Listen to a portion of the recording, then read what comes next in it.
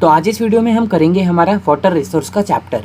तो पूरा एनिमेटेड तरीके से हम इस वीडियो को करेंगे तो आपको अच्छे से समझ आएगा और कम से कम टाइम में इसे ख़त्म करने की कोशिश करेंगे। तो वीडियो को लाइक और चैनल को सब्सक्राइब करना बिल्कुल मत भूलना। तो वीडियो की तरफ बढ़ते हैं। तो वाटर हमारे लिए बहुत ज़्यादा इम्पॉर्टेंट रिसोर्स है। बिना वाटर की हम अपनी लाइफ को इमेजिन भी नहीं कर सकते। तो इस वजह से वाटर हमारे लिए एक प्रीशियस, एक अनमोल रिसोर्स हो जाता है और हमें इसे प्रिजर्व मतलब बचा के रखना चाहिए। जैसे कि आप बचपन से पढ़ते आए हैं, अर्थ का 3-4% एरिया वाटर से कवर है। फिर भी वाटर की इतनी कमी क्यों है? क्योंकि उसमें से मैक्सिमम परसेंटेज वाटर जो है वो सलाइन वाटर है, मतलब वो नमक का पानी है जो हम इस्तेमाल नहीं कर सकते। और सिर्फ 2.5% ही फ्रेश वाटर हमारे अर्थ पे प्रेजेंट है।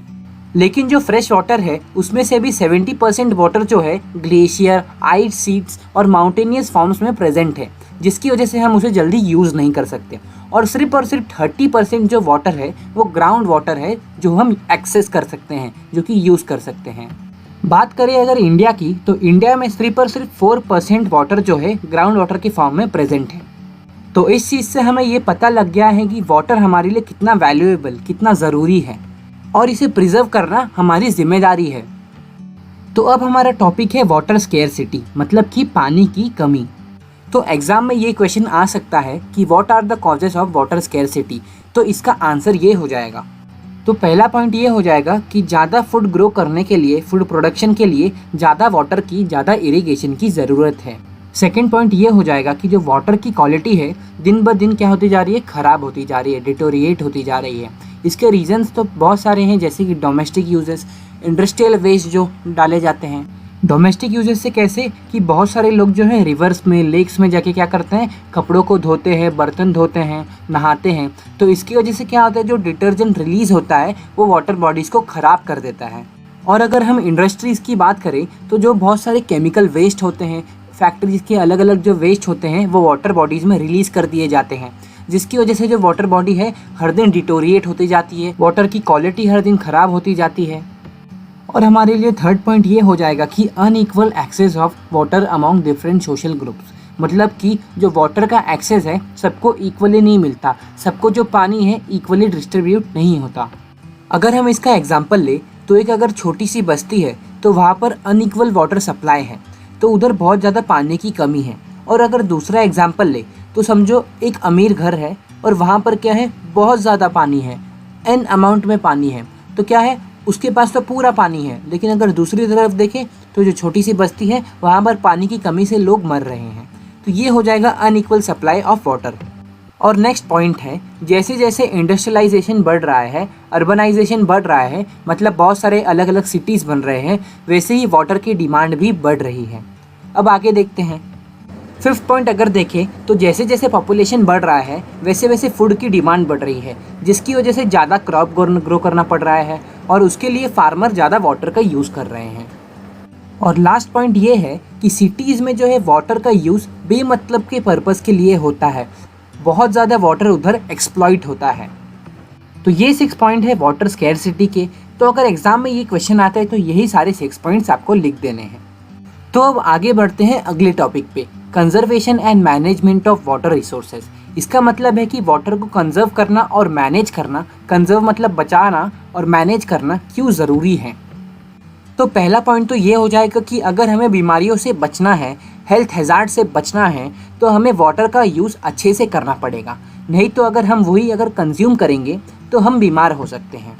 दूसरा पॉइंट ये हो जाएगा कि अगर हमें हमारे इकोसिस्टम को बचाना है, हमारे इन्वायरमेंट को बचाना है, तो वाटर का यूज़ हमें अच्छे से करना पड़ेगा, नहीं तो ये जो पूरी दुनिया है वो तबाह हो सकती है। तीसरा पॉइंट तो ये हो जाएगा कि फूड पर्पज़ के लिए, फूड सिक्योरिटी के लिए, अगर वाटर नहीं होगा तो हमें फूड नहीं मिलेगा, और अगर फूड नहीं मिलेगा तो हम ज़्यादा दिन तक जिंदा नहीं रह पाएंगे। तो ये एक मेन पॉइंट हो जाता है। फोर्थ पॉइंट ये हो जाएगा कि अगर ज़्यादा वाटर बर्बाद करेंगे तो उससे हमें क्राइसिस को झेलना पड़ सकता है। तो पानी की कमी की वजह से बहुत लोगों की मौत भी हो सकती है। तो हमें वाटर को अच्छे से यूज़ करना चाहिए। तो ये सारे पॉइंट से तो हमें ये क्लियर ही हो गया है कि वाटर हमारे लिए कितना इम्पॉर्टेंट एस्पेक्ट है और इसे बचा कर रखना हमारी जिम्मेदारी है। अब अगर आगे देखें तो जैसे जैसे इंडस्ट्रियलाइजेशन इंक्रीज़ हो रहा है उसकी वजह से जो वाटर का यूजेज है वो भी बहुत ज़्यादा इंक्रीज़ हो रहा है और जो वाटर के ऊपर प्रेशर है वो ज़्यादा ही बढ़ रहा है। और ये तो हमें पहले से ही पता है कि फ्रेश वाटर हमारे पास बहुत कम है। इंडस्ट्रीज से ये कैसे हो रहा है, चलिए समझते हैं। इंडस्ट्रीज़ को चलाने के लिए पानी का बहुत ज़्यादा यूज़ होता है और वहाँ थोड़े थोड़े टाइम पे पानी का काम होता है। और अगर हम देखें तो जो 22% है इलेक्ट्रिसिटी का, वो हाइड्रो इलेक्ट्रिसिटी की फॉर्म में प्रोड्यूस होता है, मतलब पानी का बहुत ज़्यादा यूज़ होता है उधर। तो ये एक इम्पॉर्टेंट एस्पेक्ट हो गया कि इंडस्ट्रीज़ कैसे वाटर की यूज़ करती है। तो अभी तक तो हमने देखा कि हमें वाटर को बचाना चाहिए, मतलब कंजर्व करना चाहिए। इतना तो हमें समझा कि हमें वाटर को अच्छे से यूज़ करना चाहिए, लेकिन हम कंजर्व कैसे करेंगे, हम अच्छे से यूज़ कैसे करेंगे, कैसे बचाएंगे वाटर को, अब हम ये पढ़ने वाले हैं। तो आपकी बुक में पहले दिया गया है कि पुराने ज़माने में कैसे वाटर को बचाया गया था, उसके बाद अभी का दिया गया है। तो पहले देखते हैं पुराने ज़माने में कैसे वाटर को बचाया जाता था, मतलब कंजर्व किया जाता था। एंशिएंट इंडिया में कैसे वाटर को बचाया जाता था वो हम देखते हैं। इसे बोला गया था एंशिएंट इंडिया के हाइड्रोलिक स्ट्रक्चर्स। तो पहला था 1st सेंचुरी BC, मतलब कि 2100 साल पहले श्रृंगावेरापुरा। ये क्या है? तो ये एक जगह है जहाँ पर क्या किया गया था, चैनल्स बना दिए गए थे। रिवर गंगा जो है उससे कनेक्टेड। उससे क्या होता था कि जब फ्लड आते थे तो फ्लड की वजह से जो पानी है लोगों के घर में घुस जाया करता था, इधर उधर छितर बितर हो जाया करता था।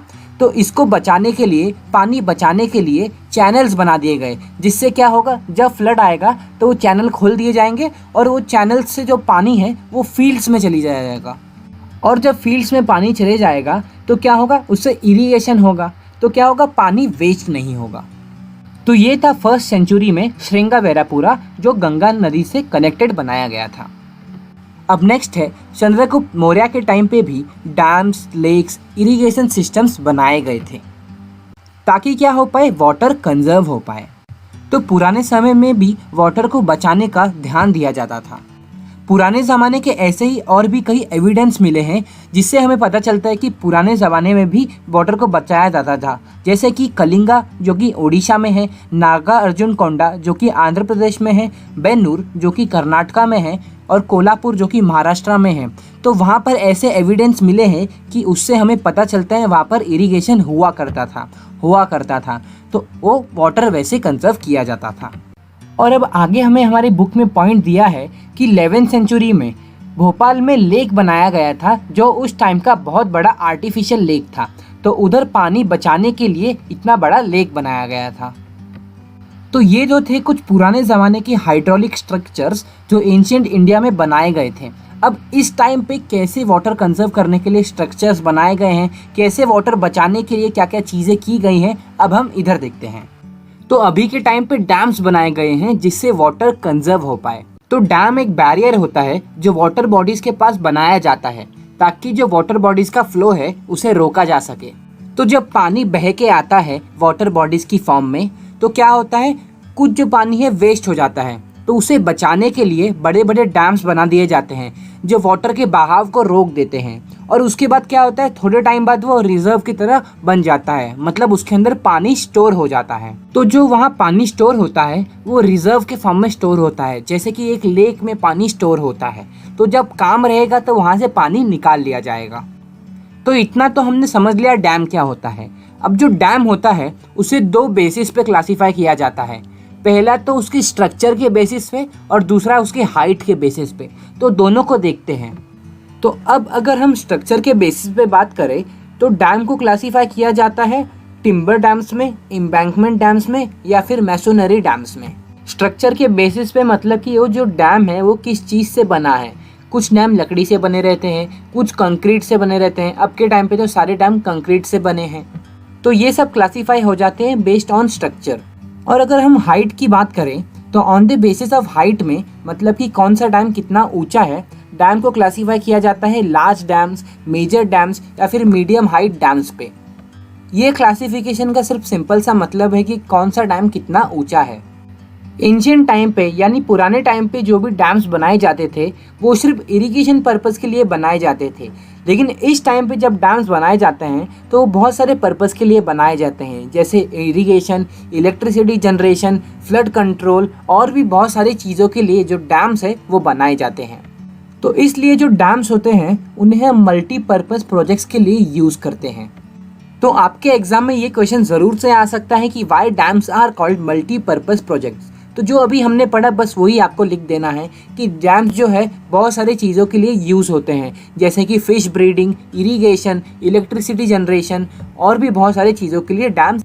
अब आगे देखते हैं। जवाहरलाल नेहरू ने डैम्स को मॉडर्न इंडिया का टेम्पल बोला था, क्योंकि उन्हें लगता था कि डैम्स की वजह से आगे जाके जो अपना इंडिया है वो बहुत ज़्यादा प्रोग्रेस करेगा, और उन्हें बहुत ज़्यादा स्कोप भी दिखता था, क्योंकि जो एग्रीकल्चर पर्पज़ है उसमें ज़्यादा इंक्रीमेंट होगा, जो विलेज की इकोनॉमी है, गांव साइड की इकोनॉमी है वो भी बढ़ेगी, और इसकी वजह से जो इंडस्ट्रियलाइजेशन है वो भी बढ़ेगा। तो ओवरऑल हम देखें तो क्या होगा, हमारा जो इंडिया का इकोनॉमी है वो बहुत ज़्यादा बढ़ेगा। इसलिए उन्होंने प्राउडली डैम्स को मॉडर्न इंडिया का टेम्पल बोला था। अब देखो, कोई भी चीज़ होती है उसके एडवांटेजेस और डिसएडवांटेजेस होते हैं, तो वैसे ही हम डैम्स के एडवांटेजेस और डिसएडवांटेजेस को देखने वाले हैं। तो स्टार्ट करते हैं एडवांटेजेस से। तो फर्स्ट तो ये है कि डैम हेल्प करता है इरिगेशन में। अब सेकंड ये है कि वो हमें इलेक्ट्रिसिटी जनरेशन में भी हेल्प करता है, डैम्स की वजह से हाइड्रो इलेक्ट्रिसिटी जनरेट हो पाती है। थर्ड है कि जो डैम है वो हमें फ्लड कंट्रोल में भी हेल्प करता है। फोर्थ है कि जो डैम्स है उनकी वजह से ही फिश को ब्रीड किया जाता है, फिश ब्रीडिंग हो पाती है। फिफ्थ ये है कि जिन एरिया में पानी की कमी रहती है उन एरिया में डैम्स की मदद से पानी पहुंचाया जाता है। तो ये तो हमने देखे डैम्स के एडवांटेजेस। तो अब देखते हैं डैम के डिसएडवांटेजेस। फर्स्ट तो ये है कि जहाँ पर डैम कंस्ट्रक्ट किया जाता है वहाँ पर जो लोग रहते हैं उन्हें शिफ्ट होना पड़ता है, उनकी प्रॉपर्टी का लॉस होता है, साथ ही साथ उधर जो भी लैंड रहता है वो क्या हो जाता है, पानी के अंदर धंस जाता है। डैम्स की वजह से सॉइल इरोजन भी होता है। डैम्स में ज़्यादा टाइम तक वाटर स्टोर होने की वजह से वहाँ के जो मच्छर उस पर घूमते हैं, जिसकी वजह से मलेरिया, डेंगू जैसे डिसीज़ भी फैल जाते हैं उस पर्टिकुलर एरिया में। डैम्स में इतने टाइम तक पानी स्टोर होने की वजह से जो वाटर में मिक्स वेस्ट मटेरियल होते हैं वो धीरे धीरे नीचे सेटल होते जाते हैं, जिसकी वजह से क्या होता है कि वो मीथेन गैस को रिलीज़ करते हैं। मीथेन गैस जब CO2 के साथ रिएक्ट करती है तो ग्लोबल वार्मिंग करती है, तो इसकी वजह से हमारे इन्वायरमेंट को भी नुकसान होता है। डैम्स की वजह से जो एरिया है वहाँ पर फर्टाइल सॉइल नहीं आ पाता, क्योंकि जो फर्टाइल लेयर रहती है बार बार फ्लड की वजह से जो लेयर है ऊपर की फर्टाइल वो हट जाती है, जिसकी वजह से वहाँ फर्टाइल सॉइल नहीं हो पाता। तो ये सब तो हमने देख लिए डैम्स के एडवांटेजेस और डिसएडवांटेजेस। तो अब हम वापस चलते हैं हमारे एंशिएंट इंडिया, मतलब पुराने ज़माने में। तो देखो, पुराने ज़माने में जो लोग रहते थे वो ये प्रोसेस के साथ ही साथ वाटर को बचाने के लिए हार्वेस्टिंग का प्रोसेस भी यूज़ करते थे।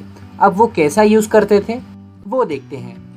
तो इस टॉपिक के रिलेटेड आपके एग्जाम में क्वेश्चन आ सकता है कि how was water conserve in ancient India, या फिर ऐसा भी क्वेश्चन बन सकता है कि different water harvesting method in ancient India. तो ये दोनों जो क्वेश्चन है इसका एक सिंपल सा सटीक सा आंसर है जो हम इस टॉपिक के ज़रिए समझेंगे। तो फर्स्ट अगर राजस्थान की बात करें तो जो एरिड या फिर सेमी एरिड रीजन होता था, मतलब जो सूखा रीजन होता था राजस्थान में, वहाँ पर जो लोग हैं वो टैंक्स का इस्तेमाल करते थे। वो भी ऐसे वैसे टैंक्स नहीं, अंडरग्राउंड टैंक्स, जो कि वो ड्रिंकिंग पर्पज़ के लिए यूज़ करते थे। तो वो कैसे यूज़ करते थे आइए देखते हैं। तो वहाँ के लोग जो उनका छत होता था उसे पहले पैक करा देते थे, उसके बाद एक पाइप कनेक्ट कर देते थे अपने छत से ग्राउंड के जो टैंक है उसके अंदर। तो जो ग्राउंड में टैंक था उसके अंदर जब पाइप कनेक्ट करते थे तो जब बारिश होती थी तो छत पे वाटर कलेक्ट होता था, और उस वाटर को पाइप से ट्रैवल करते करते जब वो अंडरग्राउंड टैंक में पहुंचता था तो वो स्टोर हो जाता था। तो ऐसे इन लोग वाटर जो है बारिश का पानी को कलेक्ट करते थे। अब आगे देखते हैं कि एंशिएंट इंडिया में वाटर को कैसे कंजर्व किया जाता था। तो जो वेस्टर्न हिमालय है वहाँ पर जो वाटरफॉल होता था, वाटरफॉल कौन सा, जो बारिश का पानी बह के आता था, तो उधर के लोगों ने एक गली टाइप बना दिया था, उसे गुल्स और खुल्स बोला जाता है। एक चैनल टाइप बना दिया था, जैसे नाला होता है वैसे बना दिया था। तो बह के वो एक जगह पे स्टोर हो जाता था, और उसके बाद वो जो पानी है, जो रेन वाटर का जो पानी है जो स्टोर हुआ है, उससे उन लोग एग्रीकल्चर पर्पज़ के लिए यूज़ करते थे। और सेम यही चीज़ बंगाल में भी देखी गई थी कि बंगाल में वहाँ के लोगों ने चैनल्स बनाए थे, जिसकी वजह से जब बहुत ज़्यादा अमाउंट में वाटर आता था, रेन वाटर, जिसकी वजह से फ्लड भी आ जाता था, तो वो चैनल के ज़रिए उनके डायरेक्ट फील्ड में वो पानी जाता था, जिससे क्या होता था, सिंपल सा वो इरिगेट कर पाते थे फील्ड को और उसके बाद उस पर क्रॉप ग्रो कर पाते थे। तो राजस्थान के सूखे इलाके में एक और मेथड का यूज़ किया जाता था। तो वहाँ के जो लोग हैं वो अपने फील्ड्स को, यानी जहाँ वो खेती करते हैं, अपने खेत को थोड़ा ऊंचा बनाते थे, साइड साइड के बॉर्डर को थोड़ा ऊंचा रखते थे, जैसे कि एक दीवार बना दी जाए और उसके अंदर पानी स्टोर होता था, जिससे क्या होता था, उनका फील्ड को मॉइस्चर मिलता था। तो क्या होता था, थोड़ा गीला गीला रहता था, थोड़ा फील्ड अच्छा हो जाता था, क्योंकि सूखे एरिया में अगर पानी नहीं पड़ेगा तो फील्ड बर्बाद हो जाएगी। तो राजस्थान में जो फील्ड में पानी स्टोर हो जाता था तो उसे खादीन जैसलमेर में बोला जाता था और जोधास राजस्थान की कुछ और पार्ट्स में बोला जाता था। तो कुछ टाइम पहले हमने अंडरग्राउंड टैंक्स के बारे में देखा था। तो देखो, राजस्थान में सेमी अरिड या अरिड रीजन में हमने देखा था कि ये अंडरग्राउंड टैंक्स सब लोग अपने घर से कनेक्ट करते हैं ताकि वो जो पानी है बारिश का स्टोर हो पाए। तो वैसे ही बीकानेर, फलोडी और बाड़मेर जो राजस्थान में प्रेजेंट है, वहाँ के ऑलमोस्ट हर घर में पहले के ज़माने में अंडरग्राउंड टैंक्स हुआ करते थे। और उस टाइम पे जो टैंक्स बनाए जाते थे वो कभी कभी एक रूम के बराबर भी होते थे, जिसमें पूरा का पूरा पानी स्टोर रहता था। एक बार तो पलोडी के एक घर में एक बहुत ही बड़ा टैंक बनाया गया था, जिसका डेप्थ जो था वो 6.1 मीटर था, वो लॉन्ग था 4.27 मीटर और वाइड था 2.44 मीटर। तो इतना बड़ा टैंक बनाया गया था जिसमें वाटर स्टोर हो पाए। और इस टैंक में पानी कैसे आता था वो तो हमने समझ ही लिया था कि जो लोग हैं वो अपने छत से एक पाइप कनेक्ट करते थे अपने अंडरग्राउंड टैंक में, वहाँ से जब बारिश का पानी आता था तो वो स्टोर हो पाता था। और एक और पॉइंट है कि जब पहली बारिश होती थी तो जो पानी था वो कलेक्ट नहीं किया जाता था, बल्कि वो साइड में छोड़ दिया जाता था, जिससे जो छत है वो साफ़ हो पाए। उसके बाद जितना भी पानी बारिश का आता था वो स्टोर होता था। अब ये जो पानी कलेक्ट हुआ है उसे यूज़ किया जाता था समर सीज़न में अपने फील्ड्स को इरिगेट करने के लिए। अब ये जो रेन वाटर कलेक्ट हुआ है वो बहुत प्योर है। बहुत प्योर कैसे? क्योंकि बिल्कुल वेस्ट मटेरियल उसके अंदर है नहीं, बिल्कुल फ्रेश वाटर है वो, बिल्कुल गंदगी नहीं है उसमें। तो इसे लोग जो हैं वहाँ के पालर पानी के नाम से बोलते थे। तो आपके एग्ज़ाम में अगर क्वेश्चन आता है पालर पानी क्या होता है, तो आप लिख सकते हो कि जो रूफ टॉप का जो पानी होता है जो कलेक्ट कर लिया जाता है टैंक्स में, उसे हम पालर पानी बोलते हैं। बहुत सारे लोग जो हैं वो टैंक्स का और भी चीज़ों के लिए इस्तेमाल करते थे, जैसे कि जो टैंक्स हैं उसके नीचे अंडरग्राउंड रूम बना दिया जाता था। उससे क्या होता था, जो टैंक में वाटर स्टोर होता था वो तो ठंडा ठंडा रहता था, तो गर्मी के सीज़न में जब ठंडा ठंडा पानी रहता था, ग्राउंड वाटर रहता था, तो वो ठंडा ही रहेगा। तो सब लोग एक रूम बना देते थे नीचे, तो रूम बहुत ज़्यादा ठंडा रहता था गर्मी के सीज़न में। और राजस्थान में तो बहुत ज़्यादा गर्मी पड़ती है, तो गर्मी के सीज़न में लोग उस रूम में रहते थे, क्योंकि वो रूम ऑब्वियसली ठंडा होगा, क्योंकि ऊपर ठंडा ठंडा पानी रखा है। तो अगर अभी हम प्रेजेंट टाइम की बात करें तो ये जो टैंक्स का सिस्टम था वो पूरा बंद हो चुका है। अब बहुत कम ही घरों में आप देखोगे कि ये टैंक का सिस्टम है। क्यों? क्योंकि अभी इंदिरा गांधी कैनल बन चुका है, जिसकी वजह से सबको पानी वहाँ से मिल जाता है। लेकिन तो भी बहुत सारे ऐसे घर हैं जहाँ पर ये सिस्टम अभी भी चालू है। ये जो सिस्टम है अभी भी जारी है, रेन वाटर को सब स्टोर करके रखते हैं। मैसूर में एक विलेज है गेंडाठूर नाम का, तो उस जगह पे ये जो सिस्टम है वो चलता है, क्योंकि वो क्या है, एक बैकवर्ड एरिया है, एक बैकवर्ड रिमोट विलेज एरिया है। तो जिसकी वजह से क्या है, उधर उनको ज़्यादा पानी नहीं मिल पाता और उसकी वजह से ये जो सिस्टम है ये उधर चलता है। अब अगर हम प्रेजेंट टाइम की बात करें तो नियरली 200 से ज़्यादा लोगों ने अपने घर में ये जो सिस्टम है उसको यूज़ किया है और लगा के रखा है। तो ये था हमारा लास्ट टॉपिक इस चैप्टर का। तो इसी के साथ ये जो वीडियो है वो समाप्त होती है। वीडियो को लाइक कर देना, चैनल को सब्सक्राइब कर देना। साथ ही साथ आप ये बता सकते हो कि आपको नेक्स्ट कौन सा चैप्टर चाहिए, कौन सा चैप्टर का वीडियो चाहिए।